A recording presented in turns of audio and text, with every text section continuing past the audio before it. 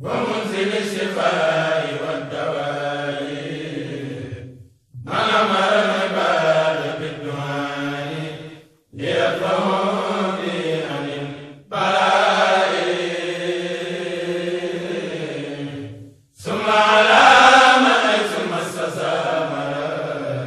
جبر بعقل وفاز بالفرج محمد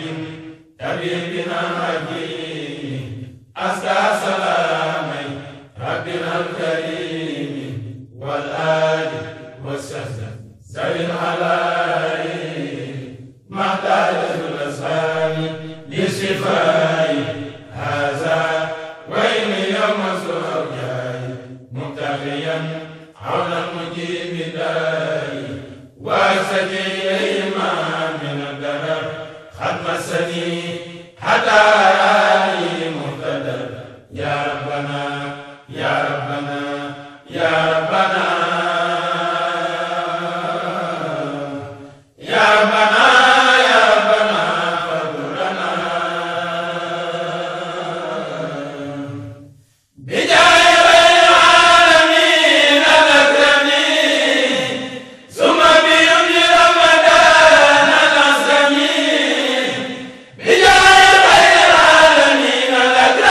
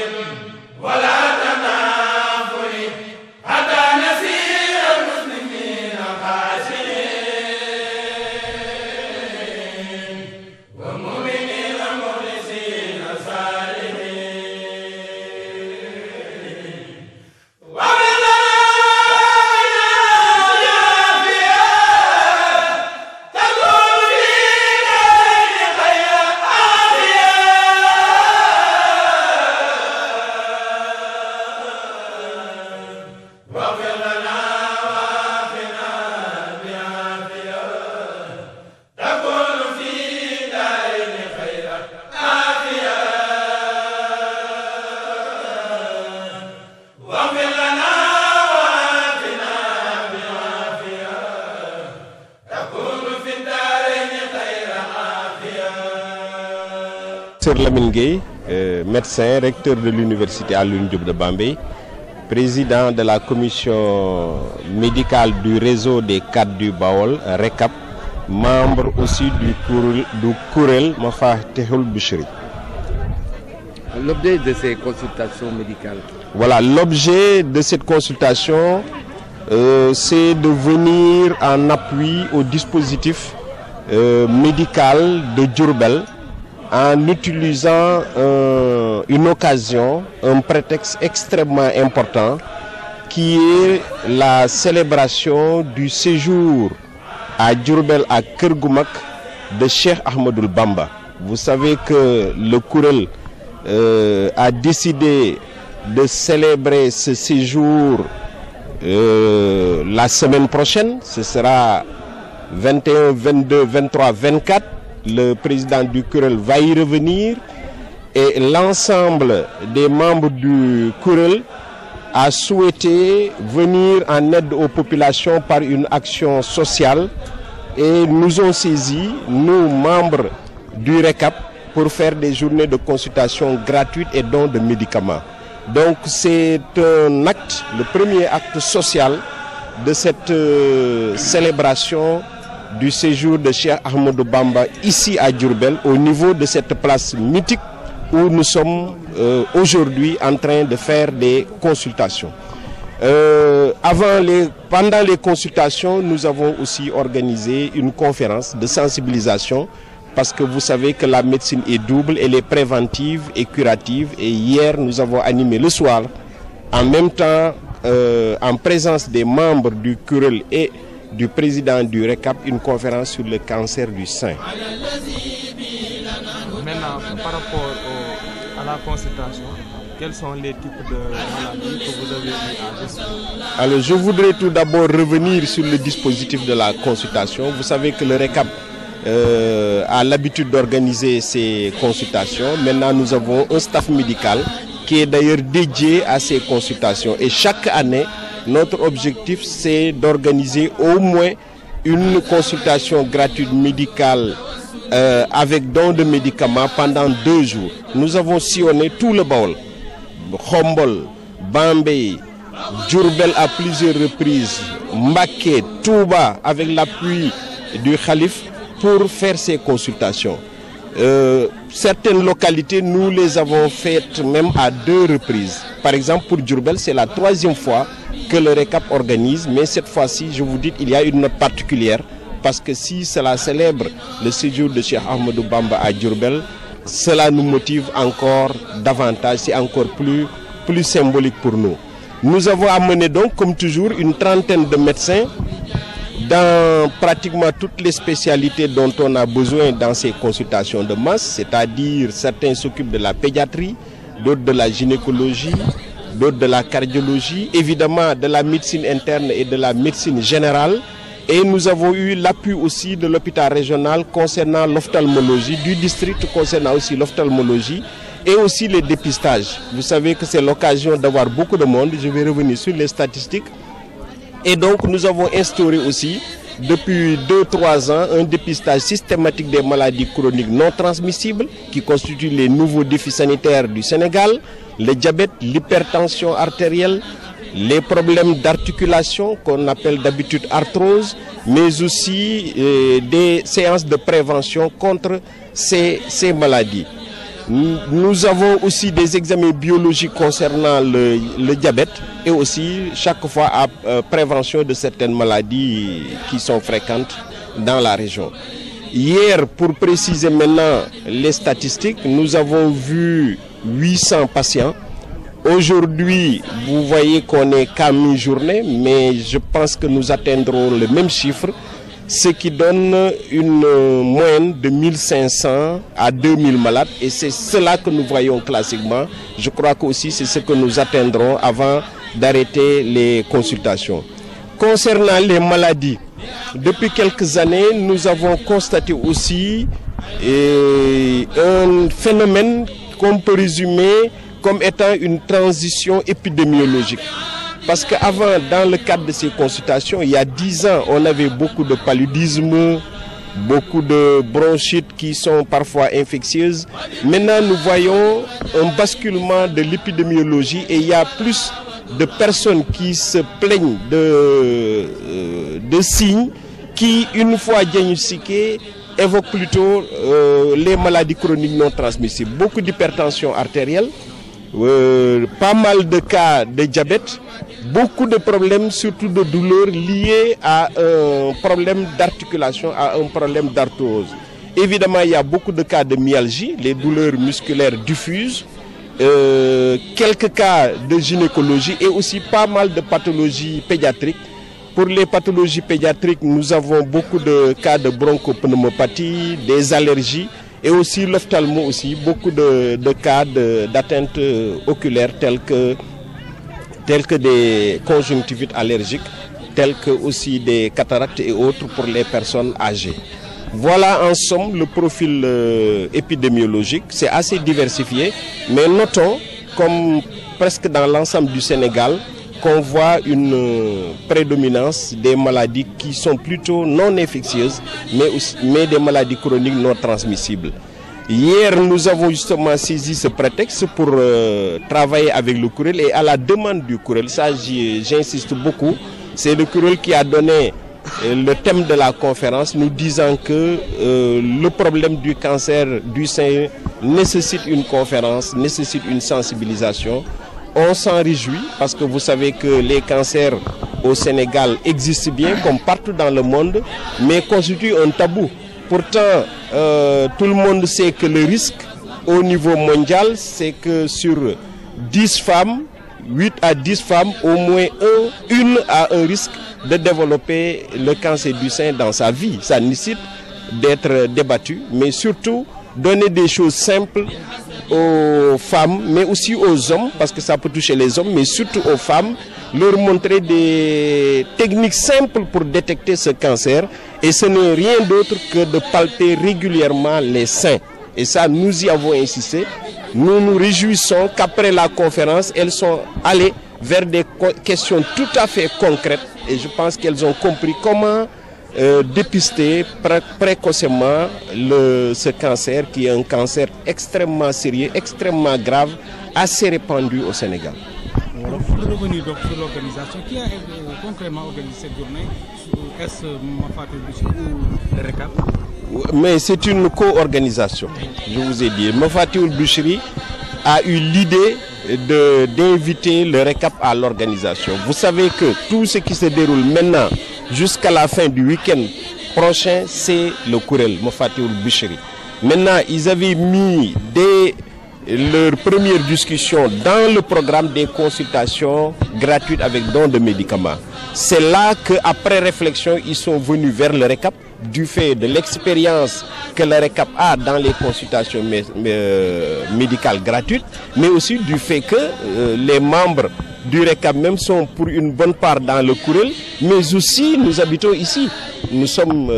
de Kergoubac, nous sommes de Diourbel. Donc c'est tout à fait naturel qu'ils viennent vers nous. Ce qui fait que quand ils ont appelé le président du RECAP et moi-même, nous nous sommes réunis à l'université de Bambey. Nous avons ficelé ensemble le programme, mais aussi mis en commun les moyens. Et ça, j'y insiste, nous avons co-organisé. Nous avons déterminé les étapes ensemble, le programme ensemble. Chacun de nous a mis les moyens, ce qui nous permet d'être aujourd'hui à l'aise dans l'organisation. Et nous nous réjouissons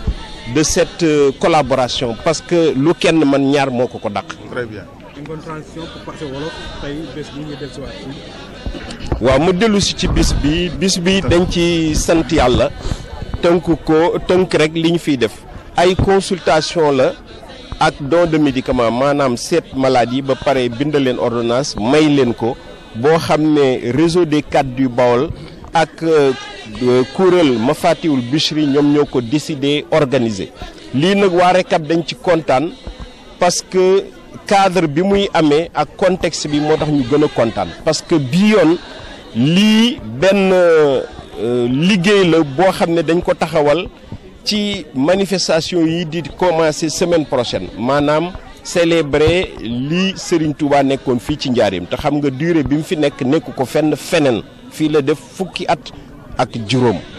jumaa ji ñu jàkkaarloo tey moom moo ko jënd terrain bi tabax ko jiite fi place bii ngeen may interviewé tey ñu fi defee consultation place am la loolu nag symbole boobu moo tax RECAP gaaw sawar ci waa kuréel gi aussi jàpp ci nu ñu mëne communication bi moyens yi dañ cee dugal seen loxo ba mu mat ñu ñëw nag ak équipe bi nga xam ne tàmm nañ koo am ñun fu ñuy déplacer 25-30 médecins la ñuy indi dugal ci biir daanaka spécialité médicale yi nga xam ne yëpp bu ñuy consulter nit ñu bari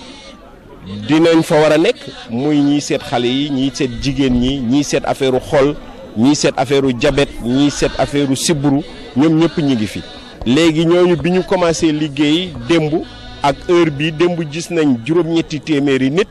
tey wóor na ma même chose lay doon parce que lii am nañ habitude di ko organiser ñun depuis 10 ans ñi ngi sillonné tout le Baol di ko organiser donc foog naa bu ñuy pare tey buñ koy tëj parce que toujours dañuy obligé arrêter un moment donné dinañ nekk ci diggante junni ak juróomi téeméer wala ñaari junni nit loolu nag ñu sant ci yàlla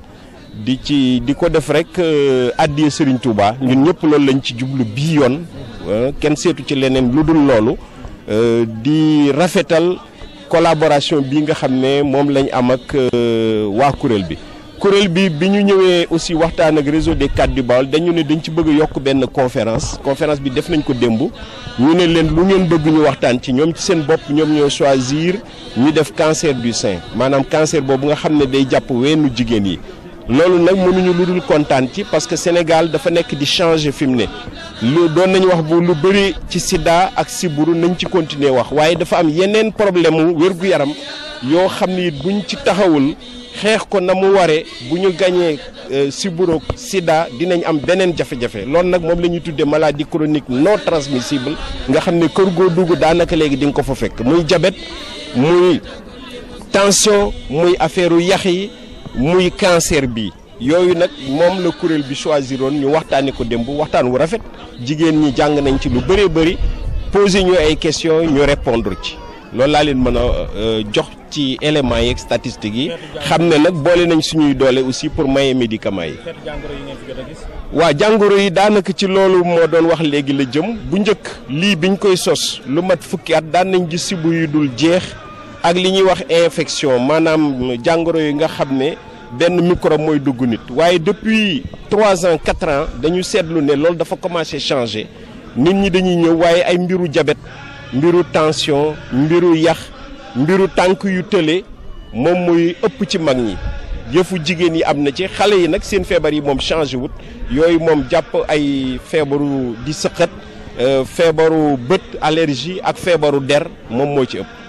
bés bi diggante Recab ak Mafaatihul Bichri kan moo ko taxawal. mën naa wax ne ñun ñaar ñëpp ñoo ko taxawal Mafaatihul Bichri moom moo décidé def lu am solo lii parce que célébrer séjour Sëñ Touba fii ci Diourbel képp koo gis mu nekk njaareem kër gu mag bëggoon na koo def waaye ñoom ñoo am chance ak leeru yàlla pour taxawal ko te lii ñuy def tey ci loolu la bokk donc ñoom ñoo ko njëkk a discuter seen réunion daal ne dañ koy taxawal foofu nag lañ leen wax seeti leen waa Recab ndax ñoom tàmm nañ koo def ñu ñëw ñu sawar ci trop ñun parce que ci biir kuréel boobu la ñu bokk président wu Recab mooy sax président des relations extérieures du kuréel léegi ñu daal di tase waxtaan boole suñuy xalaat boole suñuy moyens journée bi daal di taxaw te gis ngeen ni mu jaare mooy wane ne lépp loo xam ne kenn ko man ñaar moo ko dàq waaye foog naa baatinu séjour Sëñ Touba bi fii kër gu mag yi dugg na ci lii. jërëjëf le kuréel voilà. Sowru da ngay kaay Sowru ki mooy président ko kii Sowru mi moom mooy président ko damay dama bëgg mu feeñ dafa xaw a làq ñëw kaay Sowru kaay dafa war a feeñ dafa làq trop Sowru voilà c'est ça avancé ko ko sonn dafa làq ko fa baaxul taxaw baaxul professeur moo nekk waaw non defal ni voilà comme ça voilà. Voilà, bonjour monsieur, voulez-vous vous présenter s'il vous plaît? Serigne Modou Diakhaté, président du réseau des cadres du Baol, en même temps le responsable des relations extérieures du kuréel Mafaatihul Bichri. Pouvez-vous nous parler de cette initiative? Bon, en fait, je vais résumer parce que le professeur a tout dit. Bon, je pense que, comme il l'a si bien dit d'ailleurs, nous avons pris prétexte donc du Magal des 15 ans de séjour de Serigne Touba à Diourbel, à Keur Gu Mag particulièrement, pour célébrer ces 15 ans de séjour. Et Dieu a fait que c'est Mafaatihul Bichri qui a eu la chance et la baraka de Serigne Touba pour organiser ces journées, ce Magal. Comme le professeur l'a dit, moi, en ma qualité de responsable des relations extérieures du kuréel, à l'occasion d'une réunion du kuréel qui s'est tenue ici au niveau de la mosquée,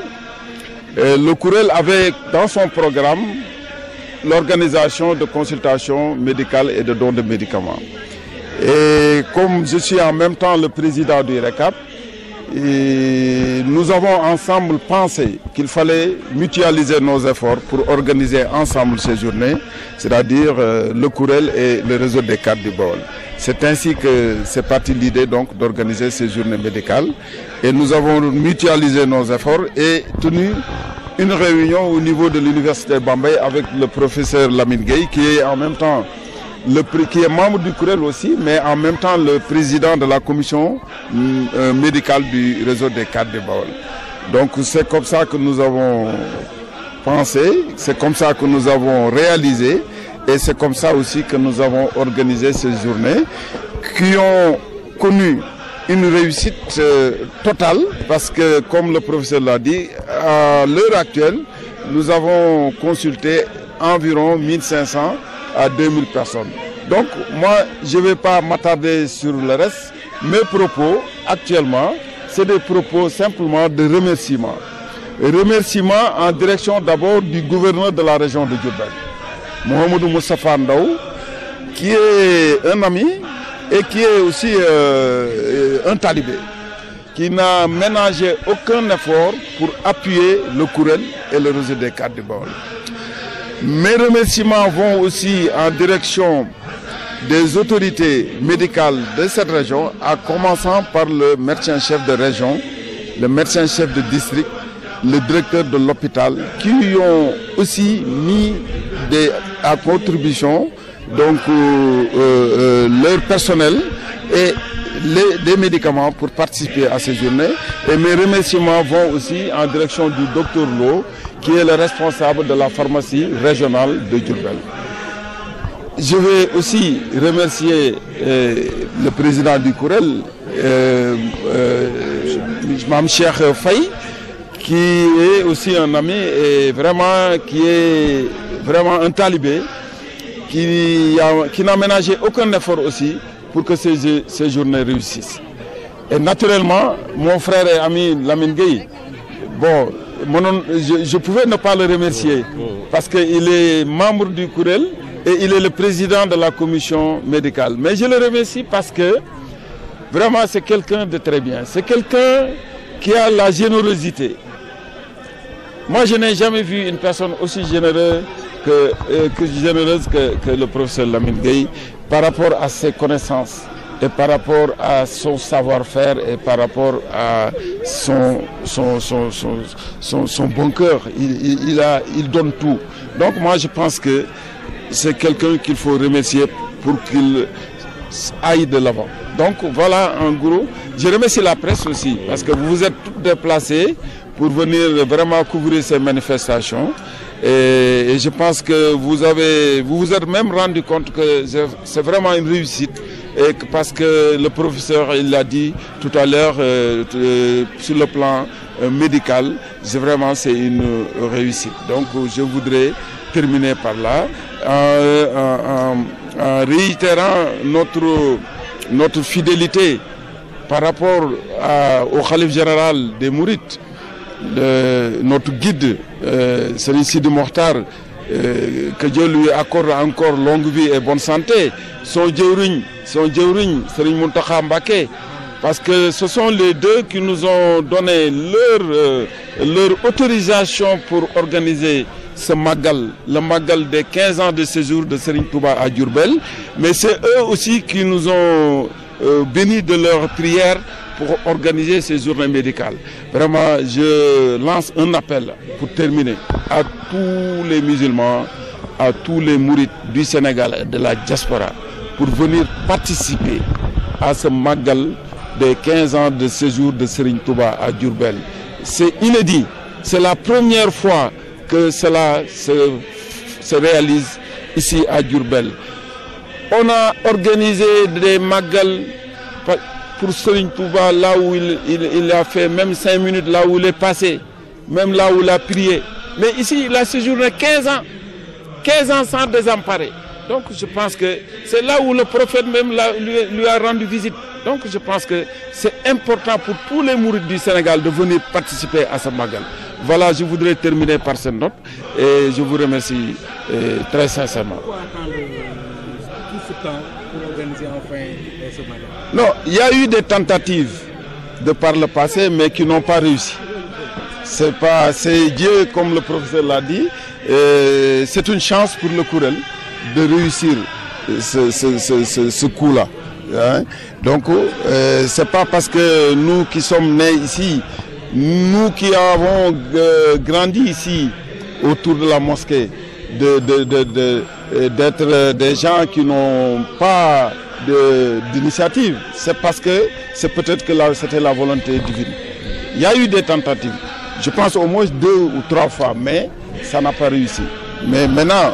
on va prier pour que cette fois-ci, donc que ça soit une réussite. Donc peut-être que c'est le moment qui est favorable pour organiser, comme on dit en Wolof, le jot yomb. C'est xëy na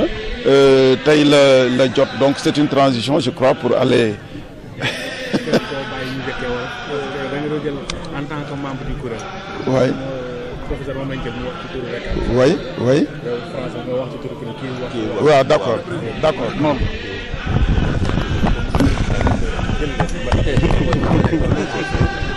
waaw tënk leen ko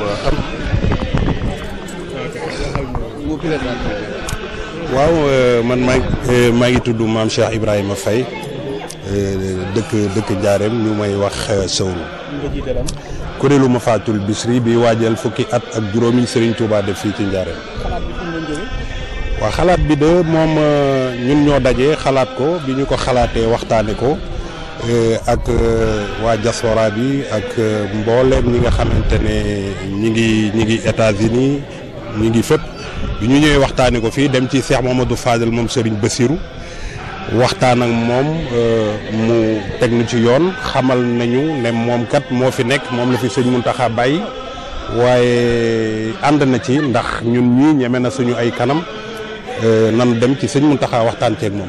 ñu dem sëñ Mountakha tiib ba ñu àggee rek la mu njëkk a wax mooy gis naa ci seen jëm yi ne Serigne Touba rek moo leen yitteel yendoog ñun waxtaan ak ñun teg ñu ci yoon yabal ñu ci Serigne Sidi Mokhtar bi ñu demee Touba ci Serigne Sidi Mokhtar ña ngi fa àgg booru 6 heures mu téye ñu fa ñu ngi ànd ak Serigne Khadim Gueye Serigne Ablaye Seck ndax ñoom ñoo yor commission culturelle mu jàngaloo leen fa bi ñu jàngee ba noppi mu recevoir ñu bi ñuy waxtaan ak moom ñu noddu rek mu ne seede saa ngi noonu na ngeen ko wéyal te bu leen ko yemale ci benn at rek te fukk taalu bi nag na ngeen fa dem ba ci moom xam le na maa ci joxe ndigal bi ñu fa jógee sëñ Mountakha dane woon ñu dellu si waat ci moom ñu dellu si waat ci Serigne Mountakha fekk ko Porokhane bi ñu demee mu ne yaakaaroon naa ko de xamoon naa ne bu ko déggee da koy wéyale rek daal di tudde kuréel bi Mafatul Bichri kuréelu fukki at yi ak juróom daal di waxtaan ak ñun waxtaanu yàgg wu sori woo xam ne waxtaanu biir ne ñu na ngeen ci góorgóorlu te xam ne développement Njaaréem mën naa jaare fii ba ñu ñëwee nag ñu waxtaane ko xool ne nu nu mën a def ba mu tas ñu décentraliser ko di ko def ay kuréel ñu ngi ci 79 kuréel actuellement yoo xam ne ñu ngi ci biir dëkk bi ñu ngi ci presque 11000 membres kuréel bu mat fanweeri nit jëm juróom fukk dañ fay dem taxawal leen seen kuréel jox leen seen carte de membre ñu jaay ko ñu formé leen seen bureau boobu nag dañuy ñëw bokk si ci bureau bu mag bi nekk fii ci jumaa ji noonu lañ ko taxawalee kuréel bi mi ngi Dakar mi ngi Saint-Louis mi ngi partout wër na Sénégal actuellement ba mi ngi Europe actuellement ak Gabon Côte d'Ivoire partout waaw dañu xam ne ñun ay jigéen moo ëpp ci kuréel bi te xam nañ ne liggéeyal sëñ Touba bala nga koo def da ngay wér ñu laltaayale semaine bi ñuy def màggal bi ñu ne nañ ci dugal lii ñu def nii muy consultation bi wut ay moyens ànd ko ak professeur ak président Diakhaté ñu àndandoo ak ñoom ñu yokk ñu doole ñu mën a jël suñu membre yëpp ak bépp doomu Diourbel ak li wër Diourbel pour ñu mën a xool seen yaram. waaw comme que ñoom am nañ habitude di ko def te ñun ak ñoom benn lañ ñoom ñëpp ñi ngi ci biir kuréel daanaka ni ko Serigne Modou waxee noonu la demee ñaara man kenn te ñett du bëre ñu xam ne bu ñu ko defee ñoom am nañ expérience bi yàgg nañu ko def bu ñu ko defee danañ ci am réussite lii rek lañ ci soxla woon te am nañ ko.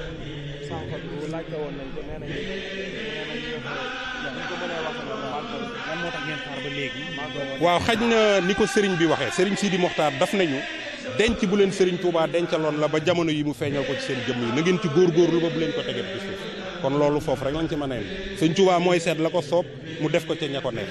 waaw feeñal na ko ci suñu jëmm yi dinañ ci góorgóorlu ba ni ko Serigne bi waxee ñu wéyal ko ba fi ñuy sët sëtaat di ko def incha allah.